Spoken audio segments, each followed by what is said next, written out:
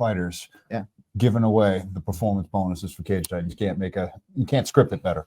And, you know, Mitch, I don't think he knew this, but he brought up the perfect segue. He was very impressed with the Pat Gilbride performance.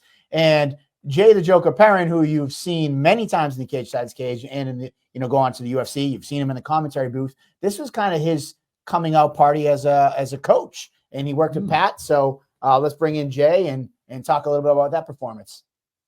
Hey guys, What's going on, Jay the Joker Perrin? How you doing? you know, I'm fucking wonderful, man. You know, I'm doing great. How are you? Doing great. New dad life treating you well? I'm tired as hell, man. Mike, I don't know how you have this many kids. You know what I mean? I don't know. You got a small platoon of kids. I got one, and I'm like, damn, dude. I'll tell you this, Jay. You know, you're gonna learn what I learned. Well, first, a really good woman behind you. I can't do it without my wife. 100%. Oh no, without her, I'd be screwed. So number one, and number two, once you have one, you might as well keep going. That was always my saying that, but I can't say that. I can't keep saying that because she'll actually beat the shit out of me. She'll beat me up if I keep saying that. It's like when you have two, then you have three, you got four. They all just play with each other, hang out. Dude, no, you know? No, dude, not four. You're out of control. That's nuts. You know what I mean? Knock it off. I am done at 5. I got 20 all the way down to 4. I am officially done. Good. Anyways, enough with the kids, and congrats on being a new father. Anyway, but this was the first show in the last 2 events we haven't seen you in the commentary booth, but you were, I mean, I don't know if it was attributed, but either way, you were in the corner of Pat Gilbride for the first time, kind of cornering a fighter that you had a beautiful post up, and this was kind of like the first time you worked exclusively. You kind of transitioned now to coaching at Lozon's, and, you know, how was that experience, you know, for you? So for me, man, like, when I started, like, my whole life, all I've wanted to do is be surrounded by martial arts and what I do because it makes me happy. And you know what I mean? Like, I knew when I was younger that I probably wouldn't become a super rich person, but I would be able to do what I wanted to do for the rest of my life. You know what I mean? And make money from it and be able to teach people and share it with people. And so coaching has always been a thing that I'd wanted to do. I consider it like chess, except I don't have to get hit in the face. Involves my mind. I have a fight brain. I've done this for 15 years. I've been doing this since I was 14 years old, man. It's all I know. It's all I do. And you know, I've been pretty successful, you know, all things considered.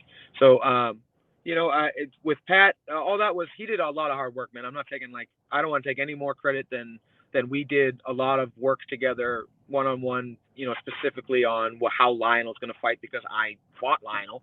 So I had a perspective of it. But he worked with Sean Schubert and he worked with, you know, Joe. And so I don't want to take all the credit for that, but coaching's always been something that I wanted to do. And, you know, after 30, you know, you have to start thinking about after fighting. You know what I mean?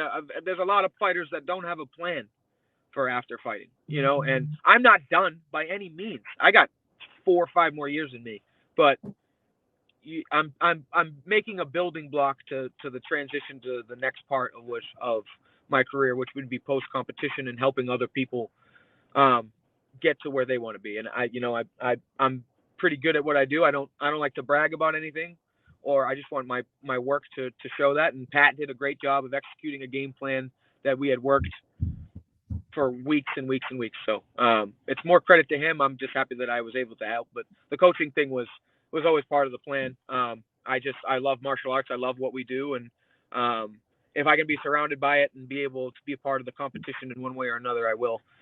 Be that commentary and being able to explain it to people that maybe are new, or helping local fighters that I know, you know, that could use my perspective. I'm not saying that I'm always right, but I've seen and done a lot of things. I've been to a lot of places and fought a lot of high level people.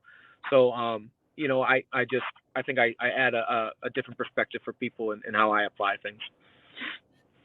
You know, before actually Pat Gilbride's watching now, he said highly recommend Jay as a coach. You know, before we move on to, you know, you mentioning that you're not done, you got some more years. And if you missed the part of the opening of the show, literally at 7:50. Hold on, you froze. Hold on, you froze. I can't hear you. No. How about now? We good? I can hear you. All right, cool. So at the beginning of the show, I opened up with literally at 7:54, I got a text with a name that would be interested in fighting you. So I will pass that on. But before we jump to that, I want to wrap up Cage Titan 63. And, you know, it's beautiful how you were able to help Pat. It was a great moment for him to get back in the win column. You know, but give me another. I asked Mitch, give me a performance that besides Pat's that stuck out to you. You know, everybody's gonna say Mitch. You know what I mean? But you know, I'm not surprised by Mitch, bro.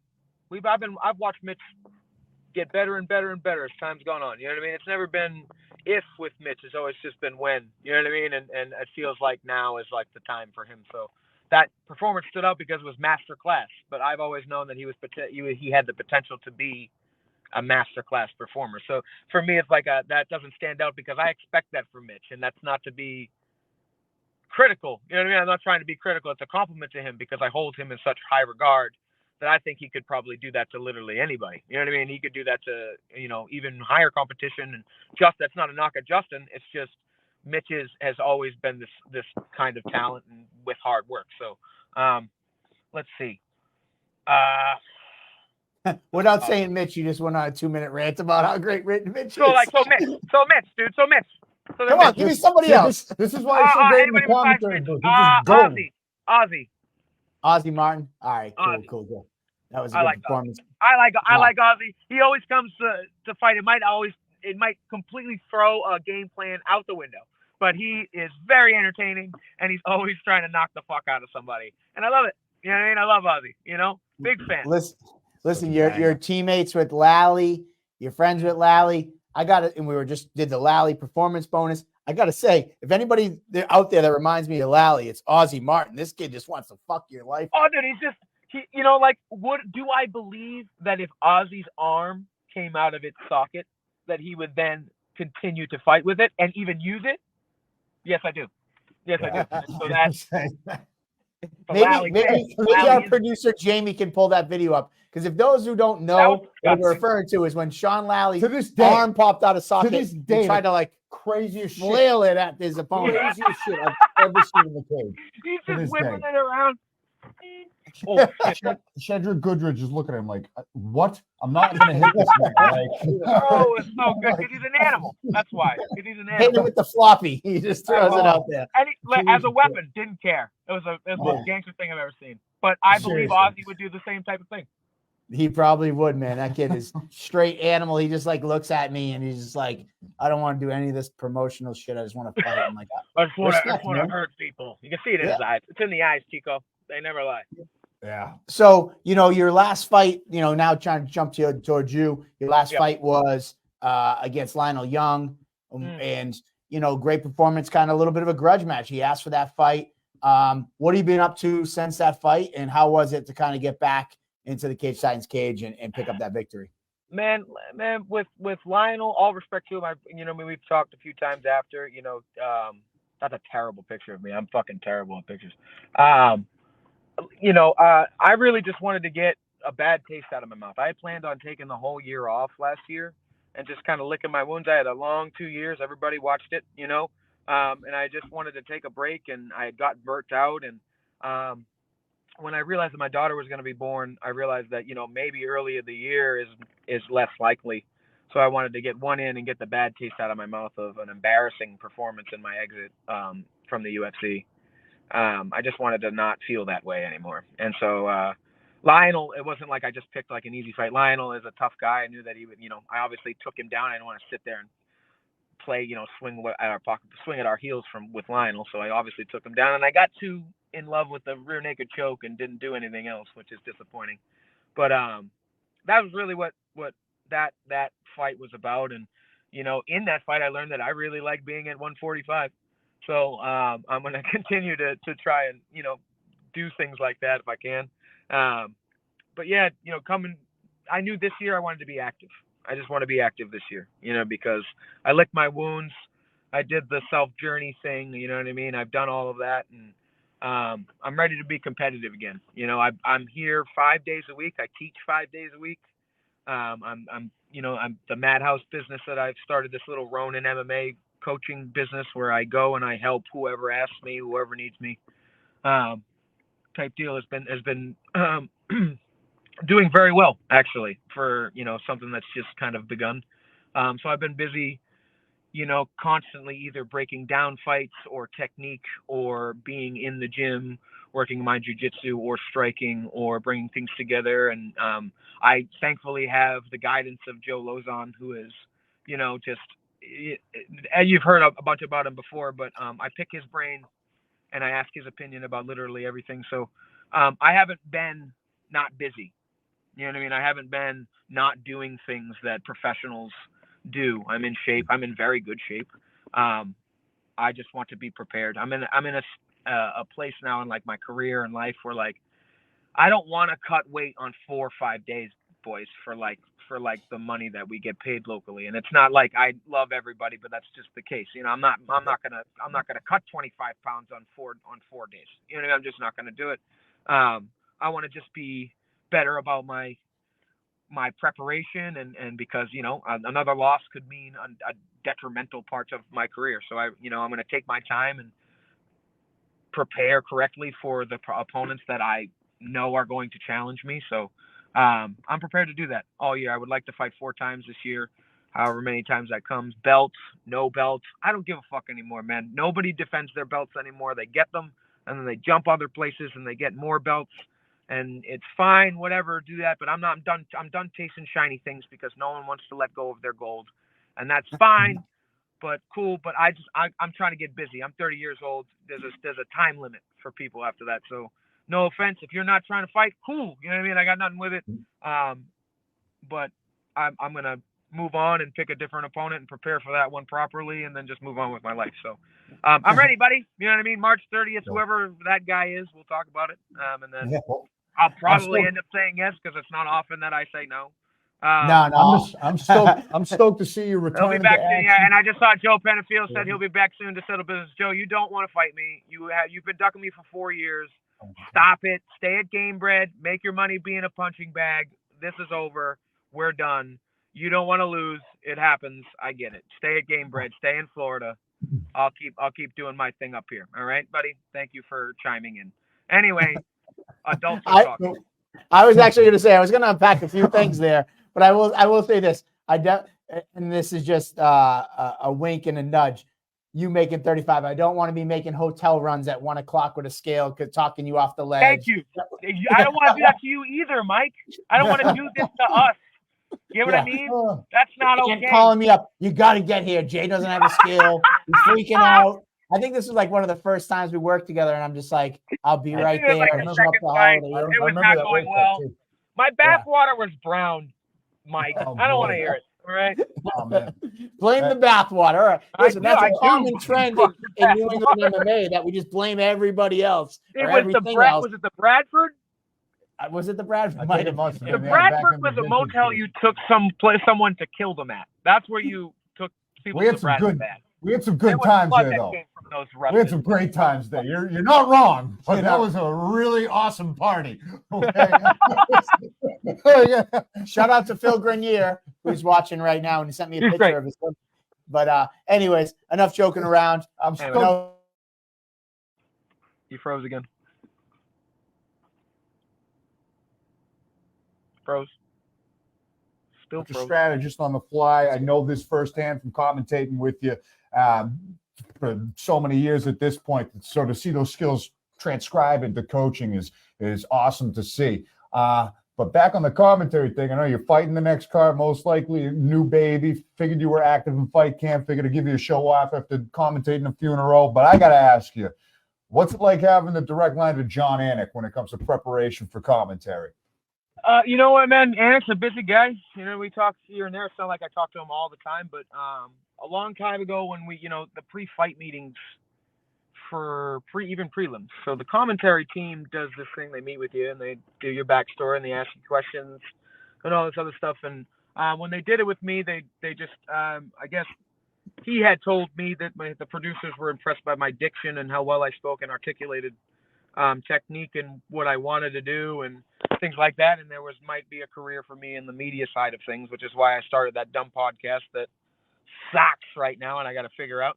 And then, why I'm doing the commentary and why I'm trying to get in front of a camera a little bit more, just because, if that guy can pull you aside and say, hey, I think there's a career in this for you. Here's what you should be doing, and that's what I'm doing. And then make a portfolio, and then I can help you more. And every so often, I can say, hey, John, I have a question for you, and he'll call me, and we'll have a 20, 30-minute conversation. There's few and far between, but it happens. You know what I mean? And he gives me some good advice. And he's just a really nice guy. That's the best way that I can really put it. He believed in me, and he said, I think that this is something that you should focus on after your fighting as well. So, the coaching will get reps, the commentary and the media stuff will get reps. I'm going to be busy for the rest of my life. Like I said, I'm going to be very entranced in this one way or another. If I'm not competing at the latter half of my 30s, then I'll be commentary, I'll be media, I'll be coaching, I'll be very involved even still. Well, keep sticking with that podcast. I know you said some things that seem like you were self-critical of it right now, but you're just starting it. I mean, just remember, but keep sticking with it, because you're awesome on the mic. You're awesome at give and takes.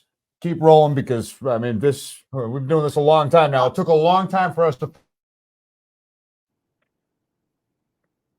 Frozen. The best advice I could give you is consistency and sticking with it no matter what. Whether you have one viewer or you have 10 or 100 or whatever it is. I have 94 loyal viewers, and that's good. It's good enough for me right now. So, you know what I mean? I know it starts small. I'm just impatient, and I'm too hard on myself sometimes. I think everybody does that a little bit. So, it's also kind of like this. Kind of give myself a break and learn as I go, but it'll work out. Yeah, so I guess I'd say it like this. Like, I used to run an early morning class, like 6 a.m, and it was like one person would come, and it's like, you know what? I don't really want it. You guys want to take the night off, or the morning off, I should say, and we'd go home. And I always would like, no, because if one person is expecting it and they show up, and you'll never get them back. So you just like, and sometimes Andy and I struggle, because like on Mondays, it's like, I got all this other stuff going on. It's like, we'll just skip to this week. It's like, I'm telling you right now, you'll see your viewership go up just by staying consistent. He's frozen. That's basically the same thing that Anik's resounded to me, is that no matter what, he's like, honestly, me and Florian's podcast didn't get going until like 200 episodes in. Then when people really started to pay attention to it, so it's like it took us a while before we even got going. So he said the same thing. Just keep going at it. It's just it's very time consuming. That's another thing, and so I got to find a little bit. My time management skills are tough. I'm perpetually 10 minutes late to everything that I do. So I got to work on that a little bit. And then, but it'll work out in the end, man. I just, like you said, I gotta stick with it. And then I will. I got some, I broke the stand of my microphone. I don't know how. I just put the microphone on there and it snapped. So I have to get a new one and figure out. And the one place that I was doing the podcast is like a dead zone for my internet. So it'll freeze. So I'll record a whole hour, and then I'll go back to watch it and edit it, and there'll be like squares, like it's a PS1 game from like '98. You know what I mean? And it's like pixelated, and I just throw a temper tantrum and I walk out. Listen, so, yeah. It's horrible. But we're having internet problems all the time. And it's always the ones where I'm like, damn, I killed that one. And then I'll go back and I'm like, fuck. Yep. So you forgot to hit record. I rage quit. I just rage quit sometimes when it happens. So I'll it's get already to happened 3 times tonight where we've asked a great question just to see the spinning wheel, knowing that it's gone. The hamster. It's gone.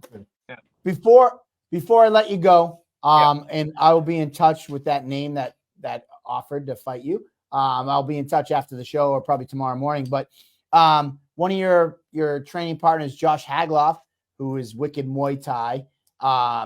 I would love. He has 3 new designs that we're going to be rolling out and doing a fan contest with. So I want to get your opinion. Let's go. Okay. There's that one. I got one on cue. So here's his first design. Okay. I dig it. Ooh. And there's third. So there's all 3. I go 2. 2, the middle one, I'm with I you. think 2. the gradient. I'm with Yeah. you. Well, All I right. like 2 because the first one, the Cage Titans, it's too Let's black. go. You know what I mean? Like Oh. it's black on black with the Cage Titans. Go On the back. first- Well, it's hard to see on the phone, I I think. like that one. Oh, So when this you one- zoomed out, when you zoomed out, it was black on the Cage. Yeah, so you can see on the sides it has the sword faded on the. I kind of like this Yeah, one. I I'll be like honest. that too. I like that too. Go back to the second one real second fast. That's I like my you could do favorite. that still here. I just like the fade in and out on the side. The All right, accent what's the third one? gets That's my me favorite. there. That's the third one. What was Yeah, the the first same one twice, Nick. I don't What was hate the any third of them. I like the second one the best. Yeah. The best. Yeah, that one Go over with there. that. And All just right, take cool. different elements of whichever that you don't pick and put it in there. Well, so we're going to be posting along with Wicked Muay Thai, your friend and former training partner, Josh Agloff, Wicked Muay Thai, fighter run company who was a part of Cage Titans. You see him at every show. We're going to be doing a 1-day only poll because we have to get he has to get these to print by Wednesday. So they'll be here for March 30th. So we'll be putting those up on social We'll media. make a decision for you. Yep. think I like 2. He likes 2. I'm with 2. I Yeah, like see, 2. See, Just dude, send it. You can place the order tonight. We don't even need a poll. It is. 100%. That's it. The Joker says fine. Well, anyways, Jay, it's a pleasure having you. I appreciate it. We look forward to seeing you March 30th, and maybe we'll have you on again soon when we can kind of talk the actual opponent and actual fight. Sounds good, boys. Thanks for having me. It's good to talk to you guys again. We're gonna have a fun year. I'll tell you that. So strap in. All right, brother. Have a good Always one. a pleasure, Jay the Joker Perrin. There we go. There we go, indeed. Hold on. I got a big version of the one that's really my favorite. I don't know. Hold I like on. 2. We, No, hold on. Wait we till you don't see the even big need one a of my vote. favorite. It'll be a rigged election. I'm going to Let's resend it to him. Yeah. You put the yeah, he put the same one twice. He definitely put the same one twice. Hold on, I'm gonna send him real. No, you should have it because You have it in the 3, but not in the big ones. Because the one that I like, you can really see so there's one. So the one all the way to the left.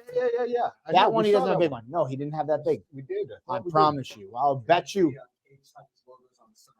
Yes, Yeah. Cage Titans logo. See how the T's are on the side? Yep. Also, what you can't see in this pulled out one, which I'm going to send him the big one right now, but there's actually the little T's in the piping, like kind of like the Conor McGregor "fuck you" suit. The piping of that one. So hold on, I'm going to find it right now and send it to him because I need that's my favorite. So that one just has it in the sides.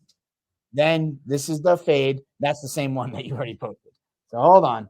I'm sending it right now, and we're going to throw this up because this, honestly, is my favorite. So I'm going to send it to Nick. Let me see. Hold on. If you can't tell, I like what I like, so I'm trying to sway the vote. But this is my favorite one. So download that, Nick, and throw it up. Look at that. Oh, you can't see it yet. Hold on. Oh, wait. Oh, you got to exit out. Just save it. All right. Your computer, Jay. So. Oh, yeah. Nick's also using my computer. So, yeah, there you go. Let's see what Nick. Anyways, leave them all up while you figure it out. But yeah, there you go. There, boom. Come on, check this out. Throw it in there, Nick. That's what she said. Look at this with the piping on the leg. Come on, guys. That's my vote right there. That's number 1 for me. It's not bad. That's number 1 for me. All right, throw all 4 up there. I mean, all 3 on the. There we go. Not bad. So there you go. We're gonna be still like launching 2. that. I like number 1. Anyways, who cares? You're going to be able to go out and vote. Nick's going to post that up. I think tomorrow morning or tonight? Tomorrow morning we'll be posting that. Mike is right. Yes, Valdina.